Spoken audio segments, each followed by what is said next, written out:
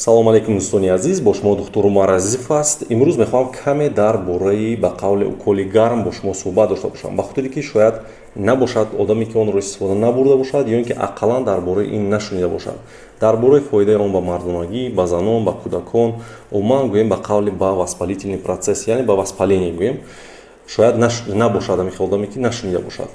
хоб имрӯз мехоҳам барои шумо маълумоти аниқтар ва дуруст расонам, ба хотире ки ба ҳар кас ин лозим нест ва баъзе вақт мумкин ҳам нест. хуб кӯшиш мекунам ки ба забони оддии тоҷикӣ фаҳмонам барои шумо, барое ки ба ман бениҳоят муҳим аст ки шумо мавзӯъро фаҳмед. пеш аз оне ки мавзӯъро шурӯъ мекунем, мехоҳам як эълони хурдро дӯстони азиз барои шумо расонам. рӯзи 28 яъне рӯзи душанбе 28 июн бо сабаби иди ваҳдати миллӣ мо кор намекунем дар клиника, яъне рӯзи истироҳатӣ аст ва қабули беморон танҳо рӯзи 29 яъне рӯзи гӯем сешанбе шурӯъ мешавад. ба ҳамин хотир дӯстони азиз, пеш аз оне ки назди мо меоед, ҳатман ба ёрдамчии мо занг занед, ба рақамҳои онро ки дар экран мебинед ҳатман ба он кас занг занед, вақти омаданро ба он кас маслиҳат кунед ва танҳо баъд биёед, ба хотире ки бисёриҳо аз роҳи дур меоянд. мо низ намехоҳем ки шумо сарсону саргардон шавед. зиёд мепурсанд ки доктор дар клиникае ки шумо фаъолият мекунед дар шаҳри Душанбе чӣ хизматрасониҳо аст, чӣ бемориҳоро табобат мекунед. Якум ин ки шумо бояд донед ки дар клиникае ки мо фаъолият мекунем лаборатория беҳтарин аст. тамоми ташхисҳо, чӣ хун бошад, пешоб бошад, спермограмма бошад, гормонҳо бошанд, намедонам фазла, ҳатто гӯем ахлот бошад барои кирм, танҳо дар таҷҳизотҳое ки аз Аврупо омадаанд дар онҳо дида мешаванд. ва дуюм ин ки ғайр аз ман дар ин клиника дигар духтурон низ фаъолият мекунанд, махсусан духтури занона ки собиқаи бениҳоят калон ва бой доранд ва тамоми бемориҳои занонаро табобат мекунанд. сеюм ин ки дар ин ҷо ташхиси ультрасадо яъне ӯзӣ ҳаст ки метавонед тамоми узвҳоро ӯзӣ кунед ва инчунин доплерографияи гӯем ба қавли ранга яъне цветная доплерография метавонед барои бемориҳое ки варикоцеле доранд барои онҳо истифода баред. чорум дӯстони азиз, дар ин ҷо кабинети физиотерапия аст, яъне шумо метавонед дар ин ҷо электрофорез гиред барои бемориҳои гӯем стуни муҳра, барои дарди миён, протрузия бошад, грыжа бошад ва дигар дардҳо. ва панҷум инчунин шумо дар ин ҷо метавонед ки бо духтурони ки ба табобати вайроншавии асаб яъне машғул ҳастанд бо онҳо машварат кунед ва дар ин ҷо табобат гиред. мехостам барои шумо якчанд принсипҳои кори худамонро фаҳмонда диҳам. якум ин ки вақте шумо назди мо меоед, мо кӯшиш мекунем ки ба шумо ташхисҳои зиёдатӣ нанависем, ба хотире ки ба назди мо меоянд ҳамин хел бемороне ки бениҳоят зиёд ташхисҳо гузарондагӣ ҳастанд ва бисёри онҳо лозим ҳам нестанд ва мо кӯшиш мекунем ки шумо ташхисҳои камтаринро гузаред то ин ки мо бемории шуморо аниқ кунем ва шумо пули зиёд сарф накунед. дуюм ин ки мо кӯшиш мекунем ки барои шумо доруҳои камтар нависем, вале доруҳои босифат.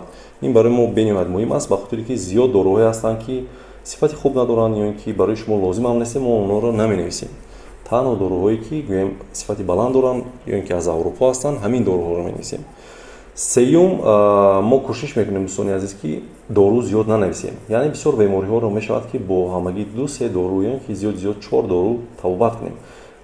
ҳастанд ҳолатҳое ки зиёдтар менависем, вале дар бисёр ҳолатҳо албатта ки аз 4 дору зиёд наменависем.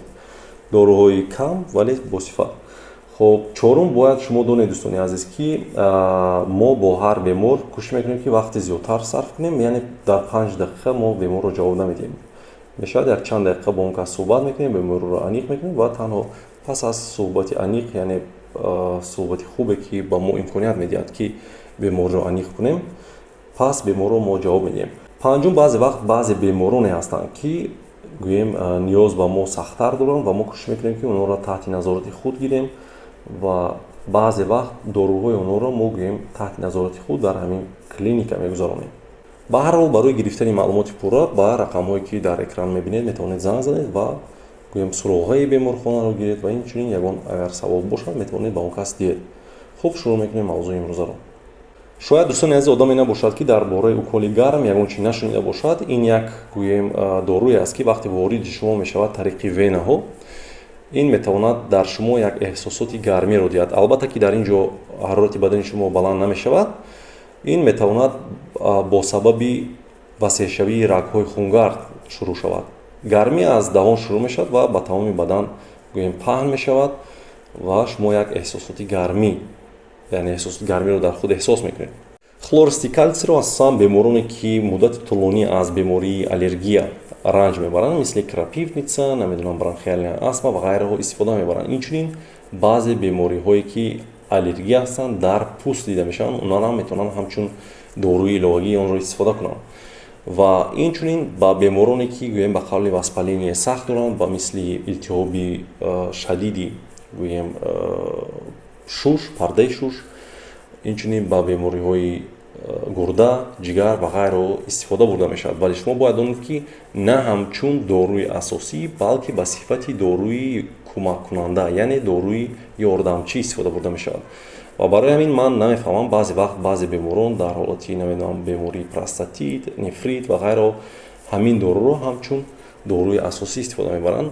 Дар ин ҳолат дӯстони азиз шумо бояд донед ки ин ҳамчун доруи яъне ёрдамчӣ аст, на доруи асосӣ. бениҳоят муҳим аст дӯстони азиз ки шумо ин доруро бояд дуруст истифода баред. Якум ин ки бояд шумо донед ки ин доруро танҳо дохили хун мекунанд, яъне тариқи венаҳо, тариқи варидҳо истифода баред, тариқи пӯст, зери пӯст, намедонам дохили мушак, яъне внутримышечна истифодаи он қатъиян ман аст дӯстони азиз. ба хотире ки баъзе ҳолатҳо мо ин ҳолатҳоро албатта ки дидагӣ ҳастем, дохили мушак мекунанд ва ҳамон ткань, яъне ҳамон гӯем ки узв атрофе ки ҳамин хлористи кальций ҷойгир аст метавонад ки фафтад, некроз шавад ва дар баъзе ҳолатҳо ҳатто ҷарроҳӣ низ лозим мешавад. барои ҳамин онро бояд оҳиста дохили варид кунанд. муҳим аст ки онро бояд оҳиста оҳиста гӯем ки дохил кунанд. ба хотире ки агар ки онро тез кунед, яъне дохил кунед, метавонад ки бемор яъне ҳушаш равад ё ин ки ҳатто ҳолати марг низ метавонад ки рух диҳад. пас аз оне ки шумо онро зуд дохили варид мекунед, метавонад ки фибрилятсияи меъдачаҳои дил рух диҳад ва бемор фафтад.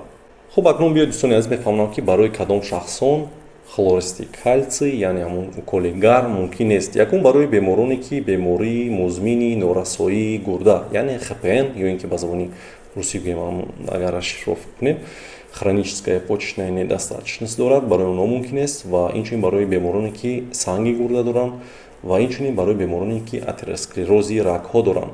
барои ҳомиладорон ва шахсони ширде, яъне модарони ширде инам мумкин нест дӯстони азиз. барои ҳамин ба ёд гиред.